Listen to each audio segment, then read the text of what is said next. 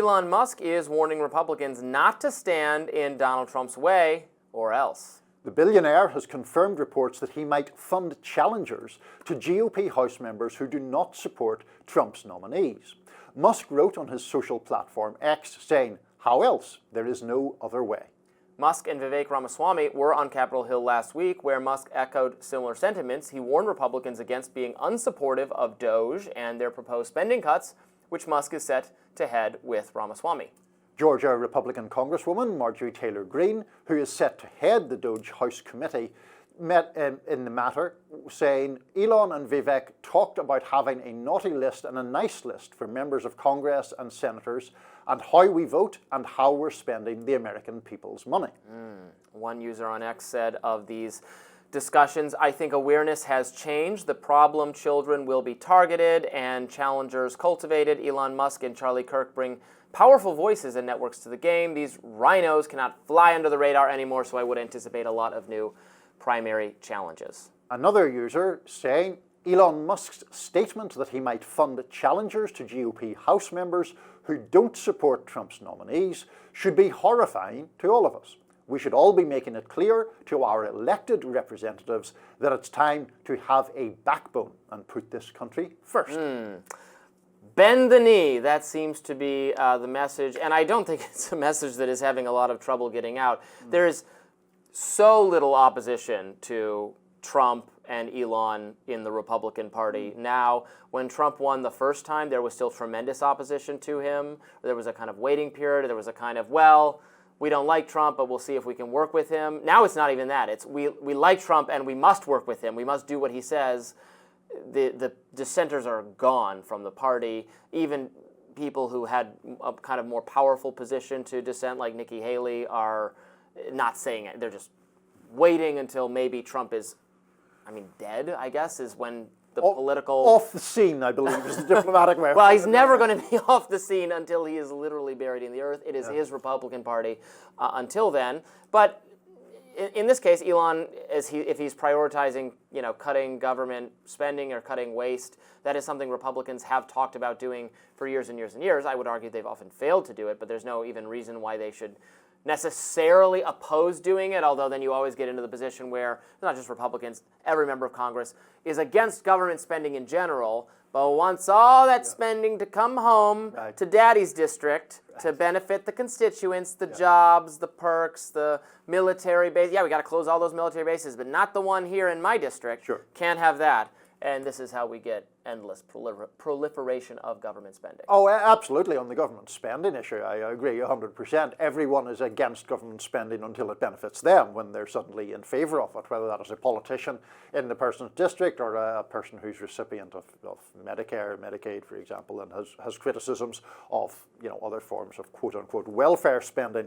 So that's all true. And it is also true that Donald Trump has sort of seized control of the Republican Party over the course of his time in politics. It is so bizarre sometimes to look back and think of how Trump in sort of late 2015 was seen as this joke character running a self-promotional run.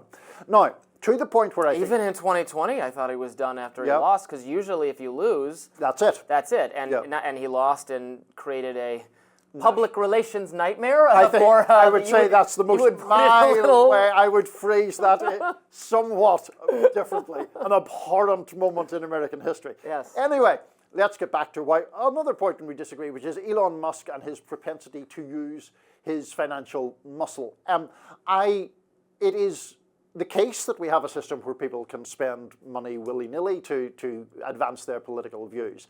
I do think that Elon Musk's instance here, where he is essentially talking about using his fortune as the world's richest man to effectively enforce loyalty or fealty to a politician and a president-elect who he is close to and under whom he stands to serve and stands to benefit from potentially. I find that distasteful at best. I understand it is not illegal. I understand that the system permits it. But I also do think that it just, I have described him previously as an oligarch. He's somebody of vast wealth who uses that wealth to protect his own interests, to advance himself, and to help elect politicians who he thinks are going to help him that goal. Yeah, I mean, he's not alone in that regard, obviously. There are all sorts of very wealthy and powerful people who use their wealth and power and influence to elect Republicans and Democrats.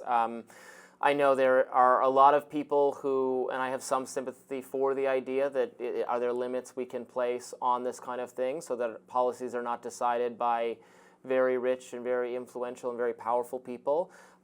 But for me, some of those policies are policies I agree with. Others are policies I don't agree with. And then when you start putting limits on the money that rich and powerful people can spend on elections, what our Supreme Court has said is that starts to run, and I don't disagree with them, it starts to run into free speech and First Amendment issues. Elon can host Donald Trump on X for as much as he wants, and now some progressives would disagree, say even that should be restricted. It's very clear that that is probably First Amendment protected, but then if he buys a certain amount of advertising on your behalf, then is that, these start to get into tricky scenarios where does speech stop being speech? When does it stop being protected? Our current Supreme Court has drawn a pretty, wide has embraced a very broad definition of what constitutes speech, and so there are only so many limits. And then I also worry that when you start putting limits on how wealthy, well-connected people can spend their money for elections, what you do, and this kind of happened with the whole PAC system, right? Well, now they're just funnel it. Now there's just a third-party thing. They funnel it. They're still paying. They just pay it into a PAC. Then the PAC pays it to the candidate. So all you've done is create a new category, middle manager of campaign funds for well-connected insiders, and then I think you've actually created a situation where rich and powerful people have even more, or it's easier for them to spend their money. It's harder for them to spend their money, but easier relative to you, who don't understand the ins and outs of campaign finance law and can easily get tricked up. It reminds me of how Walmart ends up coming out in favor of minimum wage because while it's bad for their business, it's even worse for all their competitors. Yeah, I mean, the super PAC issue, I broadly agree with what you just said. I think where we disagree is the whole issue of freedom of speech and how that intersects with money.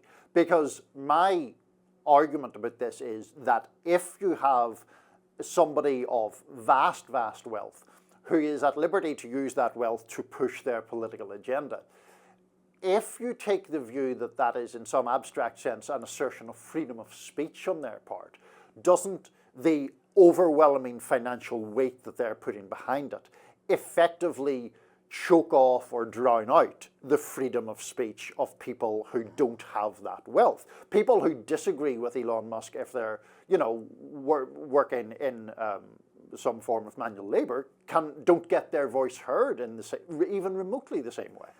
Well, in practice, yes, but it's a non-rivalrous good. I mean, him speaking or spending doesn't stop you from doing it. You just have less ability. Now, I mean this fondly. I love the way you say, well, in practice, yes, but in the abstract, it's all fine. I mean, in practice, it's what we should be worried about. I mean, yes, in practice, some people's speech ends up being more persuasive for a variety of reasons, and you can't regulate that out. Now, $100 million. Well, in certain cases, now we do have some regulations that survive First Amendment structure on, for instance, what can go on the airwaves, where there is a finite amount of bandwidth, I don't know the correct terms, and so there are some regulations there, but if it's just speech going out, into the ecosystem, it's not just because someone has the ability to do more of it and you don't, we can't make that all fair and above board, and it's just the way it works. And always got to remember, the campaign, the decision, the Citizens United decision, which really threw open the gates and interpreted so much money as speech.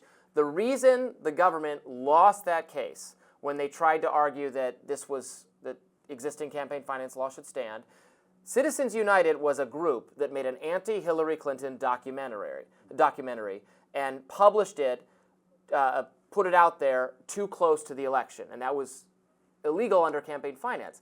But a documentary is speech. The government said that was a campaign contribution to Hillary Clinton's opponents.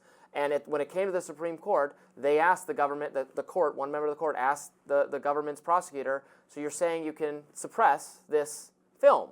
If it was a book, could you suppress it? And the government said yes. And that's when they lost the case, because no one agrees with that you could suppress a book because it's anti-Hillary Clinton right before the election, you can't do that. You can't do that. And so because the government overreached and tried to interpret this action of this group as something they could restrict under existing First Amendment jurisprudence, the Supreme Court threw the whole thing out. I mean, I just think Cautionary tale. it is a cautionary tale. I think that there is fundamental change needed to the electoral system because of the way it gives such untrammeled power to moneyed interests. And I would say, and do say the same, in terms of billionaire spending on the Democratic side. It is not healthy for democracy to have moneyed interests so empowered, in my opinion. Good discussion. More Rising coming up right after this. Stay with us.